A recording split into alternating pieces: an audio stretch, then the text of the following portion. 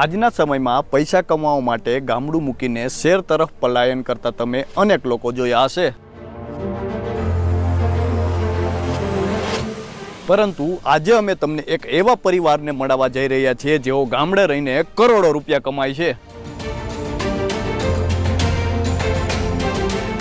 જી હા, આ પરિવારના મોટા ભાગના લોકો શિક્ષિત છે અને આટલા શિક્ષિત હોવા છતાં પણ દરેક લોકો અહીં ગામડામાં રહીને જીવવાનું પસંદ કરે છે। પરસોત્તમભાઈ સિદ્ધપુરાનો આ પરિવાર છે અને આ પરિવાર હાલ તો ગામડામાં રહે છે અને ખેતી સાથે જોડાયેલો પરિવાર છે। ત્યારે આવો પરસોત્તમભાઈ સિદ્ધપુરા સાથે વાત કરીએ તથા એ પરિવાર વિશે જાણીએ વાત ગુજરાતી પર।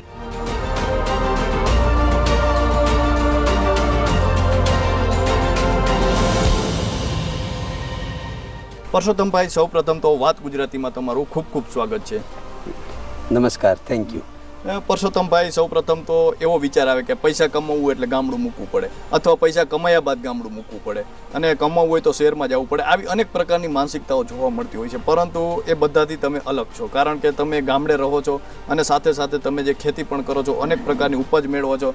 તો એના વિશે સૌપ્રથમ તો આપની પાસેથી થોડું જાણવું છે। આમ તો આપણો ભારત દેશ એવો છે, ખેતી પ્રધાન દેશ છે। આપણા શાસ્ત્રોમાં પણ કીધું છે કે ખેતી સર્વથી ઉત્તમ છે, મધ્યમ વેપાર છે અને કનિષ્ઠ નોકરી છે। તો એ શાસ્ત્રોને ખરેખર આપણે અધ્યયન કરીને જોઈએ ને એના ઊંડાણમાં જઈએ અને એ પ્રમાણે આપણી સંસ્કૃતિ, પરંપરા અને વારસા પ્રમાણે જો કામ કરીએ તો ખરેખર ખેતીની આવક અને ગામડું છે ને એ સર્વશ્રેષ્ઠ છે। ખેતી એક એવો વ્યવસાય છે કે અભણથી લઈ અને ભણેલા સુધીના બધા જ લોકોને રોજગારી આપી શકે છે। બીજું, ગામડું છે એ રાષ્ટ્રનો પ્રાણ છે। ગામડાઓને મજબૂત રાખશું તો આપણું રાષ્ટ્ર મજબૂત બનશે। આપણા ભારતની આર્થિક ઇકોનોમી ગામડાની ખેતી અને ખેડૂતોના આધારે છે। તો 12મું ધોરણ ભણ્યા પછી એવું લાગ્યું કે મારે ખેતી જ કરવી છે। ખેતી કરતાં કરતાં એવું થયું કે ભાઈ આવું પરમ સુખ ક્યાં મળે। ગામડામાં જે લોકો અત્યારે વસે છે પોતાની જાતને પ્રશ્ન પૂછે કે હું 10-20 હજારમાં રાજકોટ, અમદાવાદ, સુરત જેવા શહેરોમાં નોકરી કરું છું, દીકરીઓ ભણી, દીકરીઓને પણ એમ થયું કે મારે સિટીમાં જ જવું છે, પણ એ પોતાના અંતરાત્માને પૂછે કે ગામડે જ્યાર સુધી રહેતા હતા ત્યારે સુખ હતું કે અત્યારે છે। પોતાની જમીન હોય તો મા બાપ દીકરાને ભણાવે, ખેતી કામ ન કરાવે અને ભણાવી ગણાવીને 25 વર્ષનો કરે અને પછી 8-10 હજારથી લઈને 25,000માં બીજાને ભાડે આપી દે, બરાબર। તો મેં કીધું મારે એવું કરવું, મારે કંઈક અલગ કરવું છે। તો અલગ અમારે જ્યારે 99માં ચેકડેમો બાંધ્યા, મનસુખભાઈ સુવાગિયા અહીંયા આવ્યા, એમની પ્રેરણાથી અમે ખેતી ચાલુ કરી, ગાય આધારિત ગાયોનું પાલન ચાલુ કર્યું। તો ભારતની અંદર ખેતીમાં જે થાય છે તે ખેતી ખરેખર દૂધનો વ્યવસાય છે, એ ખેતીની જે પાકોની ઉપજ છે એમાં સર્વશ્રેષ્ઠ છે। એટલે અમે ગૌપાલન કર્યું।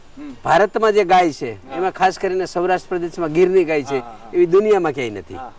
આખા દુનિયામાં જે વાતાવરણ છે એવું આખા એકલા ભારતમાં છે। તો આ બધા જો કુદરતે આપણે આવડી મોટી પ્રકૃતિ આપી છે તો શું કામે આ વ્યવસાય સુવિધાઓની સાથે આપણો વ્યવસાય ન કરીએ। એટલે મેં ખેતીને એક ઇન્ડસ્ટ્રીઝ ગણી। ઇન્ડસ્ટ્રીઝ ગણ્યા પછી વિવિધ પ્રકારના પાકો, ફળ પાકો, દૂધની ખેતી, આ બધું કર્યા પછી એમ થયું કે ભાઈ હજી વધારે પૈસા આમાં કેવી રીતે મળે। તો અમે દરેક વસ્તુનું વેલ્યુ એડિશન કર્યું। વેલ્યુ એડિશન કર્યું એટલે નાના નાના પેકિંગ બનાવ્યા, લોકોની જરૂરિયાત પ્રમાણે બધી વસ્તુઓ બનાવી, એને સારી રીતે ટકી રહીએ એવી રીતે ઉત્તમ ક્વોલિટીની વસ્તુઓ બનાવી અને આજે લોકો સુધી, આખા દેશમાં અને 11 દેશ સુધી ઘરે બેઠા બેઠા માલ મોકલીએ છીએ। મારા 2 દીકરા છે, મિકેનિકલ એન્જિનિયર છે, 2 દીકરાની વહુઓ છે, એ ગ્રેજ્યુએટ થયેલી છે। મારી સાથે જોડાયેલા મારા ભાણેજ છે, દીકરાના શાળા છે, એ માસ્ટર ડિગ્રી મિકેનિકલ અને ઇલેક્ટ્રિક એન્જિનિયર થઈ અને એમને ક્યાંય ભાડે મોકલા નથી અને પોતાના જ વ્યવસાયમાં જો પોતાના દીકરા દીકરીઓને રાખે તો આ એક ખેતી છે, ઉત્તમ ધંધો છે। એના જેવું કોઈ દુનિયામાં પરમ સુખ નથી। આટલી સરસ પ્રકૃતિ વચ્ચે શુદ્ધ ખાવાનું, ઝેરમુક્ત જીવન એ શહેરમાં ક્યાંય શક્ય નથી। તો આ બધી પ્રક્રિયાઓને લઈ અને ગામડામાં અમે જીવન ચાલુ કર્યું। આજે દીકરા, વહુઓ, આખો પરિવાર ખૂબ સરસ રીતે જીવે છે, સારા એવા પૈસા પણ કપાય છે। હું એવું માનું છું કે સિટીમાં જઈને પૈસા કમાય એ વાત ખોટી છે। 10-15% લોકો એવા છે કે જે ઉદ્યોગની પણ જરૂર છે। આખા દેશની વસ્તીના 1.6% માણસોની ભરતી કરી દે એટલે બધી સીટો ભરાઈ જવાની છે। તો આખા દેશના બધા યુવાનોને ભણી અને નોકરી માટે જવું છે, કોને ક્યાં નોકરી મળવાની છે। એગ્રીકલ્ચર સેક્ટર એવું છે કે 1 લાખ લોકો રોજ તૈયાર થાય પ્રાકૃતિક ખેતી, ગૌપાલન, પશુપાલનમાં। તો આજે આખા દેશની અંદર ખૂબ મોટી ડિમાન્ડ છે। અને એને સારામાં સારી રોજગારી મળે ને સારામાં સારું જીવન મળે.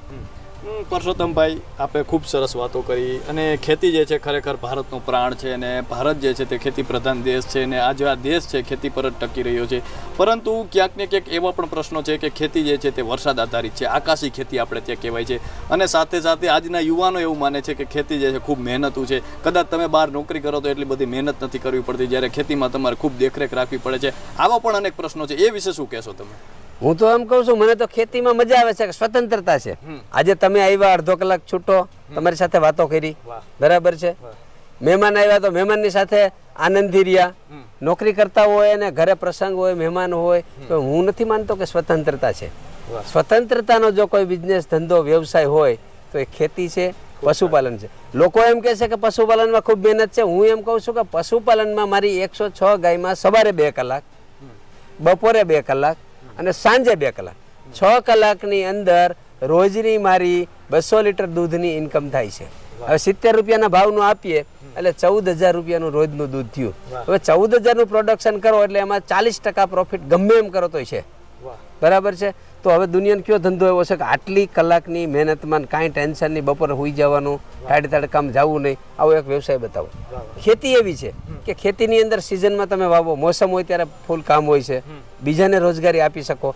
દુનિયામાં તમે બીજાને રોજગારી આપો ને એવો બિઝનેસ થાય ને તો દેશ મહાન બને. તમે બીજાને ત્યાં રોજગારી કરવા જાવ તો કેટલા લોકો કરશે? તો એગ્રીકલ્ચર સેક્ટર મેં એવું પસંદ કર્યું છે કે આ દેશના નવયુવાનો આખી દુનિયામાં, હું દુનિયાના 20 દેશ ફરીને આવ્યો છું. હમણાં જ નેધરલેન્ડ જઈને આવ્યો, તો ત્યાં બધા ગ્રેજ્યુએશન કર્યા પછી પશુપાલન કરે, ખેતી કરે, દૂધનો વ્યવસાય કરે, પનીર બનાવે, ચીઝ બનાવે અને આખી દુનિયામાં એક્સપોર્ટ કરે. ફૂલની ખેતી કરે તો ફૂલ એક્સપોર્ટ કરે. તો અમે પણ અહીંથી 11 દેશમાં અમારો માલ છે એ મોકલીએ છીએ અને સરસ મજાના આનંદથી જીવન જીવીએ છીએ અને નવી પેઢીને આમાં લગાડી છે. હું તો દેશના યુવાનોને મારી વિનંતી છે કે પ્રકૃતિના ખોળે જઈ જીવન જીવો. દુનિયાની કોઈ ટેકનોલોજી તમને બચાવી નહીં શકે. જ્યારે આફત આવશે ત્યારે તમને પ્રકૃતિ જ બચાવી શકશે, જે હમણાં કોરોના કાળમાં આપણે જોયું છે. પરસોત્તમભાઈ, આપે વિચારધારાની વાત કરી, પ્રકૃતિ સાથે રહેવાની વાત કરી, પરંતુ હવે એ જાણવું છે કે પરસોત્તમભાઈ તેમની પાસે કેટલી ખેતી છે, તેઓ કઈ રીતે ખેતી કરે છે, કેટલી ગાયો છે, તેમના વિશે જાણવું છે. હવે ખેતી અત્યારે જ્યારે હું ખેતી આવી ગયો ત્યારે મારી પાસે થોડી એવી ખેતી હતી, 28 વીઘા જમીન હતી. 5 ગાયથી શરૂઆત કરી, ત્યાં 105 ગાય છે. અહીંયા જે મકાન ઊભા છે આ બધા, ત્યાં કાચી ઈંટોના 2 મકાન હતા. ખૂબ મહેનત કરી, જાતે ખેતી કરી, પશુપાલનની સારી એવી ઇન્કમમાંથી આ તમે જુઓ છો એવું ઘરે મારું તમે જુઓ તો ઘર કેવું છે, પરિવાર કેવી રીતે રહે છે, ગાયોથી લઈ અને રહેવાની માણસોને કેવી સુવિધાઓ છે.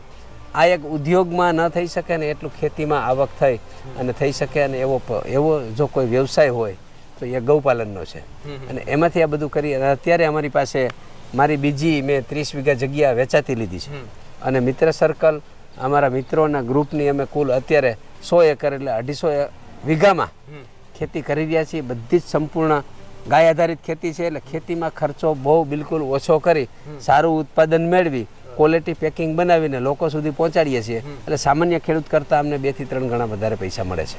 આપની ખેતી કઈ રીતે અલગ પડે છે? અમારી ખેતી અમે શરૂઆતમાં જ્યારે 2002માં ચાલુ કરી ગાય આધારિત ખેતી, ત્યારે 1 એકરથી ચાલુ કરી સંપૂર્ણ.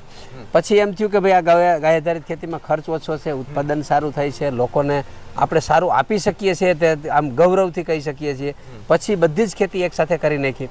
અત્યારે છેલ્લા આ 19મું વર્ષ છે. 19 વર્ષથી ડીએપી, યુરિયા, દવા કે હર્બિસાઇડ અમે ખેતરમાં નાખતા નથી. સર્વશ્રેષ્ઠ ઉત્પાદન લઈએ છીએ. બધા જ ઉત્પાદનનું વેલ્યુ એડિશન પ્રોસેસિંગ કરીએ છીએ અને બધું જ અહીંથી ઘરે બેઠા ટેકનોલોજીનો જમાનો છે. એમેઝોન ગોડાઉનમાં બેસીને ધંધો કરે છે, તો આપણે પણ ઘરે બેસી અને આપણો માલ છે એ ભારતના દરેક ઘરે જ્યાં કે ઘીથી લઈને બધી જ વસ્તુ હોમ ડિલિવરી આપીએ છીએ. પરસોત્તમભાઈ, ખૂબ સરસ વાત કરી. અને તમે જે રીતે માલ પહોંચાડો છો, આજે ટેકનોલોજીને પણ સાથે જોડાવવું કેટલું જરૂરી છે, કારણ કે તમે ટેકનોલોજીને પણ સાંકળી લીધી છે. આમાં ટેકનોલોજી દ્વારા તમે તમારો માલ જે છે આજે પહોંચાડો છો, અનેક જગ્યાએ, અનેક વિદેશો સુધી તમે તેની પણ ખેતી વિશે જાણો છો. આજે એ પણ કેટલી જાગૃતતાની જરૂર છે. આજે અનેક ખેડૂતો ખેતી કરતા હોય છે, પરંતુ કદાચ ક્યાંક ને ક્યાંક એટલું બધું જે એનાલિસિસ નથી કરતા હોતા. એ કેટલું જરૂરી છે? ખેડૂત પોતે તો પેલા અભ્યાસુ બને. ખેડૂત પોતાના નિર્ણયના આધારે ખેતી કરતો નથી. એ જે માર્કેટિંગ કરતા પેસ્ટિસાઇડની દુકાનો છે, રાસાયણિક ખાતરોની દુકાનો છે, જે પોતે ખેતી નથી કરતો એ ભલામણ કરે, ખાતરો નાખે, એ બિયારણ વાવીને ખેતી કરે છે. પણ આપણી પૂર્વજોની જે ખેતી હતી, પોતાનું સિલેક્શન બિયારણ હતું, પોતાને કેવી રીતે વાવણી કરવી પોતાને ખબર હતી, કેવી રીતે ખાતર નાખવું એને પોતાને ખબર હતી, જમીનની અંદર શું પોષક તત્વો ઘટે છે એ એને ખબર હતી. જો અત્યારનો ટેકનોલોજીનો યુગ છે તો હવે સરળ થઈ ગયું છે કે તમે જમીનનું સોઇલ ટેસ્ટિંગ કરાવો, ખૂટતા પોષક તત્વો જ આપો, વધારાના નાખો છો તો ખર્ચ વધે છે અને ઉત્પાદન ઘટે છે. બીજા નંબરમાં ટેકનોલોજી એટલી બધી સરસ આવી છે, ટેકનોલોજીને સમજીને ઉપયોગ કરો. દાખલા તરીકે હાર્વેસ્ટર પણ એક ટેકનોલોજી છે. તો હાર્વેસ્ટર ચલાવો એટલે વાઢવાની મહેનત ગઈ તો બાયોમાસ થયો, જમીનની અંદર ગયો તો એને બાળવાનું પાપ ન કરો તો ખેતી ક્યારેય નહીં થાય. અમુક સમય આવશે કે ધરતી છે ને એ બંજર બની જશે. જે આપણે પાપ કરી રહ્યા છીએ, રાસાયણિક ખાતર, જંતુનાશક દવાઓ, બાયોમાસ, પશુઓ ન રાખવાના, ઘરનો જે કાંઈ ચારો થાય એ બહાર આપી દેવો અથવા સળગાવી દેવો. તો આ ટેકનોલોજી છે, અમે ટેકનોલોજી વાપરીએ છીએ પણ પ્રકૃતિ છે ને એ મેઇન છે. બાયોડાયવર્સિટી છે ને એ મુખ્ય આમ આધાર સ્તંભ છે કે સૂક્ષ્મ જીવો નહીં હોય તો ક્યારેય ખેતી એ નહીં થાય ને માનવ જીવન એ નહીં જીવી શકાય. એટલે અમે બાયોડાયવર્સિટીને ધ્યાનમાં રાખી અને જે ટેકનોલોજી, ચોમાસામાં ટ્રેક્ટરો ન ચલાવીએ, બળદથી ખેતી કરીએ, તો જ્યાં જેની જરૂર છે ત્યાં યોગ્ય રીતે વાપરો. એનું શું કારણ છે? જ્યારે સમજો કે માનો કે આ પાકો રસ્તો કરી દીધો છે તો વરસાદ પડે તો ક્યાં જશે? વહીને બહાર જશે. અહીંનું પાણી વાં જશે એટલે 2 ગણું થયું, જમીનનું ધોવાણ થશે. જમીનની અંદર જે પાણી ઉતરવું જોઈએ એ પાણી ઉતરતું નથી, જમીન હાર્ડ થઈ જાય છે. હાર્ડ જમીન થઈ જાય એટલે સૂક્ષ્મ જીવો, અળસિયા, બેક્ટેરિયા, ફંગસ, આ બધી જે મૂવમેન્ટ છે એ મૂવમેન્ટ ધીમી પડી જાય છે, જમીન હાર્ડ થઈ જાય છે. અને આપણે પોષક અને તંતુમૂળ છે એ સારી ને ભરભરી જમીન હોય તો એમાં ખૂબ વિકાસ થાય. તંતુમૂળનો વિકાસ થાય તો પાંદડું સારું આવે, પાંદડું સારું આવે એટલે પ્રકાશ સંશ્લેષણની પ્રક્રિયા થાય, એ ફાસ્ટ થાય તો હવાનો જે પ્રદૂષિત કાર્બનને ખેંચે, હવામાંથી સૂર્ય શક્તિને એબ્ઝોર્બ કરે અને છોડ મજબૂત બને અને રોગપ્રતિકારક શક્તિ એમાં વધે. જો જમીન હાર્ડ થઈ જાય, બંજર થઈ જશે, એકદમ છીપરા જેવી થઈ જાય તો પાણી પણ જશે, જમીનનું ધોવાણ પણ થશે, સૂક્ષ્મ જીવોનું જે એક્ટિવિટી છે, ખેતી આપણે નથી કરતા, ખેતી સૂક્ષ્મ જીવો કરે છે. કુદરતે જે નિર્માણ કરેલી ફોજ કરે છે તો એ ફોજને રહેવા આપણે કેમ સારી સુવિધા જોઈએ તો જમીનની અંદર એને પણ સારી સુવિધા જોઈએ છે. આ બધું જ સમન્વય સાથે કરો એટલે પ્રકૃતિનું વિજ્ઞાન, માનવ જીવનમાં ગાયની ઉપયોગિતા અને આપને કુદરતે આપેલા જન્મના જીવન મૂલ્યો, આનું ધ્યાન રાખીને તમે ખેતી કરો અને જીવન જીવો તો દુનિયામાં આના જેવી કોઈ સુખ, સગવડતા કે પ્રાપ્તિ નથી. પરસોત્તમભાઈ, તમે અત્યારે કયા પાકની ખેતી કરો છો? શું વાવ્યું છે અત્યારે? અમે અત્યારે લગભગ જુદા વિવિધ પ્રકારના 41 પ્રકારની ખેતી કરીએ છીએ. 41 પ્રકાર? હા. એમાં અત્યારે મુખ્ય અમારો જો ખેતીની અંદરનો મુખ્ય વ્યવસાય હોય તો ગૌપાલન, દૂધમાંથી ઘી, માખણ, પનીર, પેંડા જેવી વિવિધ, અને ઘીમાંથી બનતી પાછી મીઠાઈઓ આ બનાવીએ. હા, અમે જાતે જ બનાવીએ છીએ. પછી જ્યારે બીજી ખેતી આવી તો અમે ફળની ખેતી કરી છીએ. માનો કે આગળ મેક્સ મેલન એટલે ટેટીની ખેતી છે, તરબૂચની ખેતી કરીએ છીએ, પપૈયા છે, શેરડી છે, સીતાફળ છે, આવા વિવિધ પ્રકારના ફળ પાકોની ખેતી કરીએ છીએ. બીજા અત્યારે અનાજની ખેતી કરીએ છીએ, જુવાર, બાજરી, મકાઈ, ઘઉં જેવા વિવિધ અનાજની ખેતી કરીએ છીએ. ત્યાર પછી જે કઠોળ છે તો કઠોળ બધી જ પ્રકારના કઠોળ છે, તુવેરથી લઈ અને મગ, અડદ, ચણા, આ બધી તુવેરની ખેતી એ કરીએ છીએ. ઘાસચારાની જુદી જુદી પ્રકારની ખેતી કરીએ છીએ જે ગાયોને પણ જરૂરી છે. તો આમ કુલ મળીને લગભગ આખા વર્ષની સિઝનના પાકો ગણીએ તો 41 પ્રકારના પાકની ખેતી કરીએ છીએ. હું પરસોત્તમભાઈ, આપણી જે વિષય છે, આપણો જે વાત છે કે એ જ છે, કારણ કે અત્યારે તમે જે આટલી બધી ખેતી કરો છો, અત્યારે જમીન મૂકીને અત્યારે શહેર તરફ દોટ મેલે છે. અમે અનેક ગામડાઓમાં ફરતા હોઈએ છીએ, વડીલો સાથે વાતો કરતા હોઈએ છીએ કે અત્યારના યુવાનોને કેમ રસ નથી, પરંતુ એમનું કહેવું છે કે જો ગામડે રહે છે તો સગાઈ નથી થતી, અથવા યુવાનોને ખેતીમાં ઓછો રસ છે, પરંતુ તમે અહીં રહીને આટલા રૂપિયા કમાવો છો, આ કદાચ એમને જાણ નથી. તો એવા એ વિશે શું કહેશો તમે? તમે જે પ્રશ્ન પૂછ્યો છે અત્યારે વર્તમાન સમય સમાજમાં બહુ મોટી સમસ્યા છે. મને પણ કહેતા કે તારામાં અકલ નથી. મેં કીધું કેમ? કે દીકરાઓ નથી અહીંયા રાખ્યા છે અને બહાર મોકલતો એની સગાઈ થઈ જાય. એટલે મેં કીધું સગાઈને તો હજી વાર છે. તો મેં કીધું ક્યાં સિટીમાં મોકલું તો મને ગમતી અમારા પરિવારને લાયક દીકરી આપે એવું પ્રમાણપત્ર છે. તો એની પાસે એનો જવાબ નહોતો. આજે કોઈ પણ પાસે એવો જવાબ નથી. જો તમે નિર્વ્યસની રહ્યો, શ્રેષ્ઠ તંદુરસ્ત રહ્યો, સારું ખાઓ, લોકો તમારી ઇન્કમ ને તમારી જે કામ કરવાની પદ્ધતિ છે એ તમારી જે ગુડવિલ છે એના આધારે જોઈને દીકરીઓ દેશે. એક સમય એવો હતો કે સુરતમાં જાય એટલે દીકરી દઈ દઈએ. એક સમય એવો હતો કે સિટીમાં જાય પછી ભલે ત્યાં કાંઈ પણ કામ કરતો હોય તો દીકરી દઈ દઈએ. હવે લોકો જાગૃત થયા છે, ત્યાં પણ એવું કાંઈ નથી. હવે સારી ખેતી હોય તો ખેતી પહેલાં ગોતે છે. આ વચ્ચેનો સમય એવો ગયો કે દીકરા દીકરીઓને ભણાવો. એને જો દુનિયામાં દરેક ધંધો એવો છે કે જે પોતાના વારસદારોને એનું સંપૂર્ણ જ્ઞાન ન આપે તો બીજી પેઢીએ એનું અસ્તિત્વ નથી. ખેતીની અંદર આપણે ક્યારેય આપણા બાળકોને નથી લઈ ગયા. ખેતીની અંદર જે મજા કરતા હતા કે શેરડી હોય, પપૈયા હોય અને તરબૂચ હોય, શાકભાજી હોય, એને વાડીએ તમે રજાના દિવસોમાં લઈ આવો અને એને એન્જોય કરાવો તો એ એન્જોય કરશે તો એને જ્ઞાન હશે. ભલે દીકરો કલેક્ટર બની જાય પણ એને જો ખેતીનું જ્ઞાન હશે તો એ ખેતીમાં ઇન્ટરેસ્ટ લઈ અને ખેતીનું ધ્યાન રાખશે. નકર બીજી પેઢીએ એ થોડુંક રાખશે ને ત્રીજી પેઢીએ તો ખેતીના ખની ખબર નહીં હોય તો એક દિવસ જમીનનો માલિક નહીં હોય. આજે ભલે જમીનની આપને એમ થાય ગામડામાં રહીને વેલ્યુ નથી. હું એમ કહું છું કે દુનિયાના મોટા મોટા હથિયારો છે, શક્તિશાળી દેશો છે. બધા જ દેશોમાં એવું માનો કે 6 મહિના ખેડૂત ઉત્પાદન બંધ કરી દે તો સૌથી મોટું શસ્ત્ર કોની પાસે છે? ખેડૂત પાસે છે, જે જમીન છે, જે જમીનનો માલિક છે. દુનિયામાં સૌથી મોટું શસ્ત્ર છે ને એની પાસે 1000 વર્ષે પણ ટેકનોલોજી ખાવાની નહીં બદલાય. 5000 કરોડની ટેકનોલોજીમાં ઘઉંનો એક દાણો નહીં બને, એક ટીપું દૂધ નહીં બને. તો એ ક્યાં બને છે? તો એની વેલ્યુ સમજવી જોઈએ, ખેતી કરવી જોઈએ અને ખેતીને એક બિઝનેસ પોઈન્ટ ઉપર તમે લઈ જાઓ. ખેતીના હિસાબો રાખો, શું આવક થાય છે, શું જાવક થાય છે, ક્યાં ખર્ચ ઘટાડી શકાય, ક્યાં સારું ઉત્પાદન લઈ શકાય. એવા પાકોનું જો આયોજન કરે તો મારા જે અનુભવ આજે 28 વર્ષના અનુભવ પછી હું એમ કહું છું કે ખેતી જેવો દુનિયામાં એક પણ ધંધો નથી.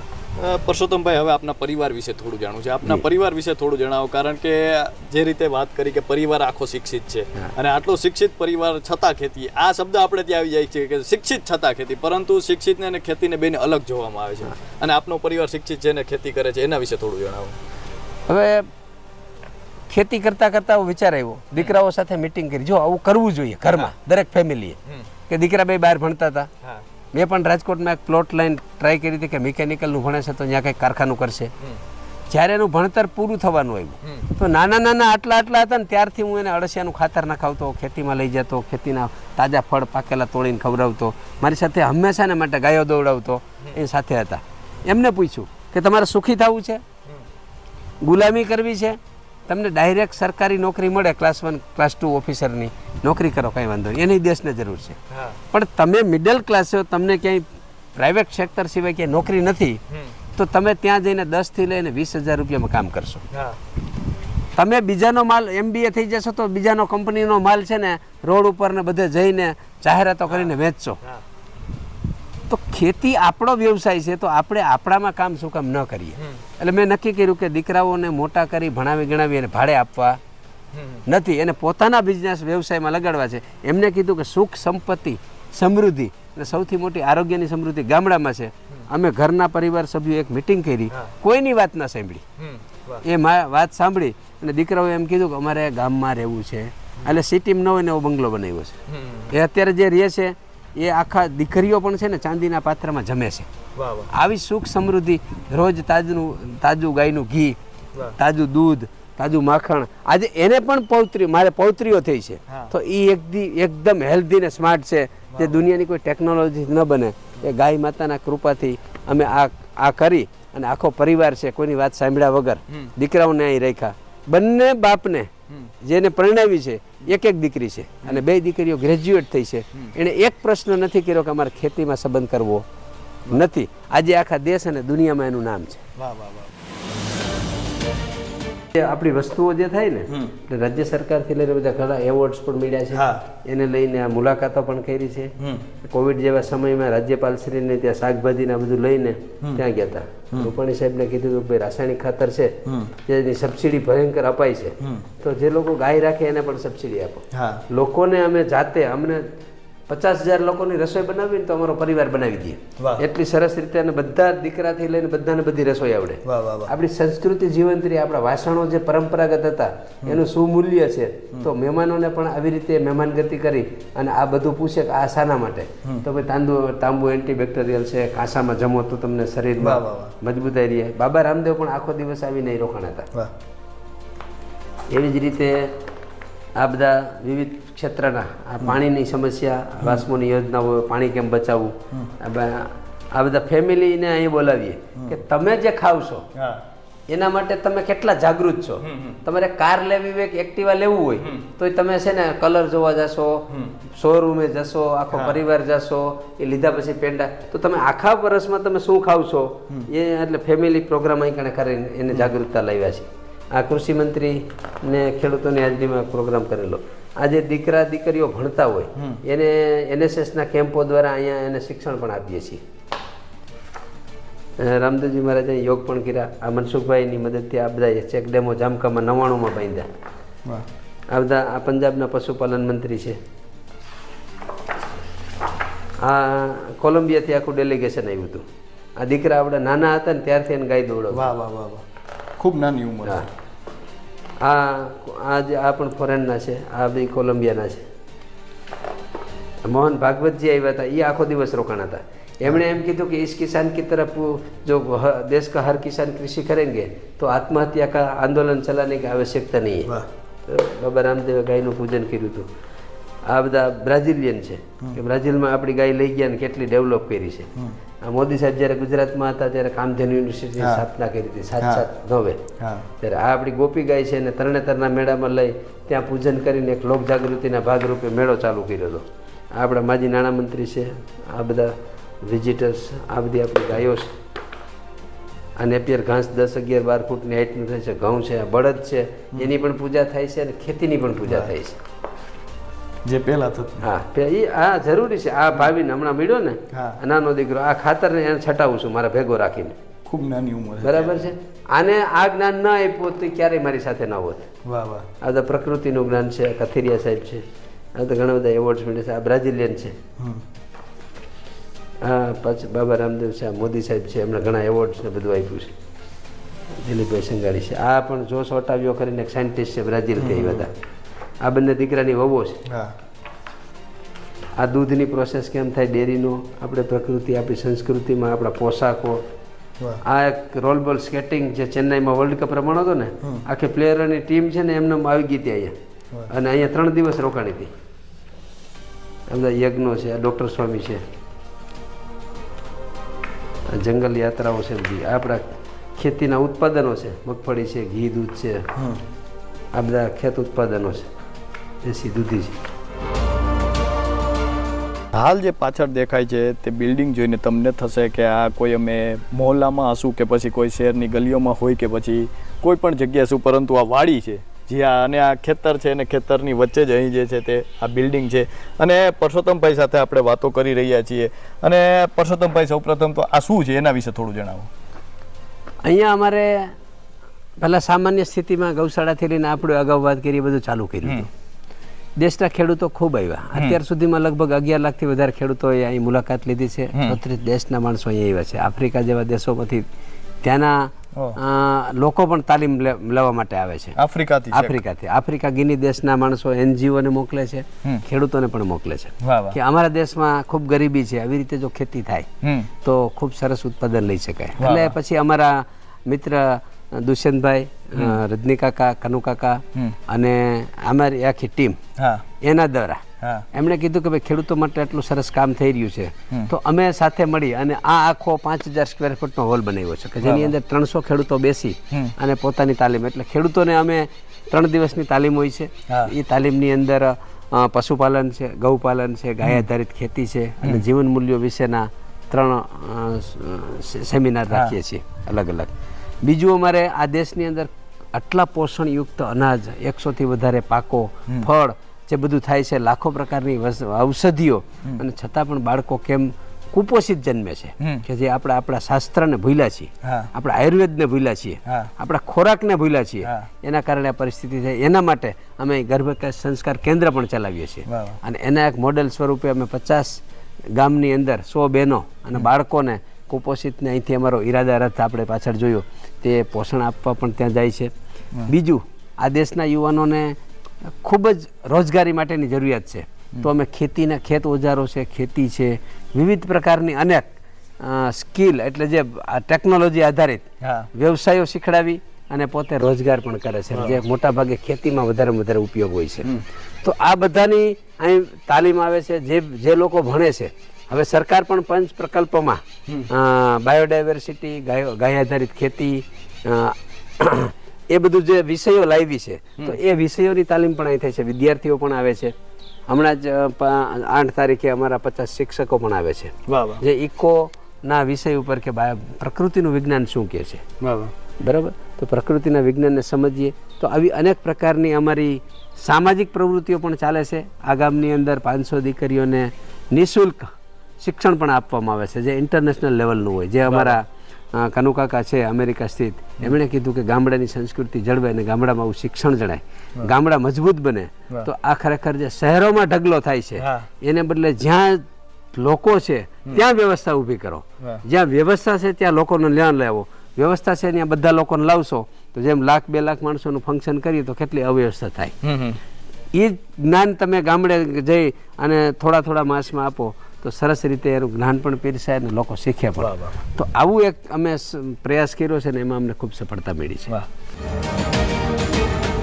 પરસોત્તમભાઈનો આખો પરિવાર જે છે ખેતી સાથે જોડાયેલા છે. તેમના પુત્ર જે છે તે ખેતી સાથે જોડાયેલા છે. સમગ્ર પરિવાર જે છે શિક્ષિત પરિવાર છે. તેમના પુત્રવધુઓ પણ અહીં રહે છે અને સમગ્ર પરિવાર ગામડામાં રહે છે. તેમના પુત્રવધુ સાથે થોડી વાત કરીએ. શું કહેશો બેન, અત્યારે અહીં લોકોને ગામડું મૂકીને શહેરમાં રહેવું ગમે છે, તમે અત્યારે અહીં રહો છો, એનું શું કારણ છે? પ્રકૃતિ સાથે રહેવાની મજા આવે છે. વાહ. તમે કેટલું ભણેલા છો? હું BBA કરેલી છું. વાહ. તો આપણે જોયું એ રીતે કે સમગ્ર પરિવાર શિક્ષિત છે અને છતાં અહીં રહે છે. તેમના બીજા પુત્ર સાથે પણ થોડી વાત કરીએ. તમારું નામ શું છે? મારું નામ ભાવિનકુમાર પરસોત્તમભાઈ સિદ્ધપરા.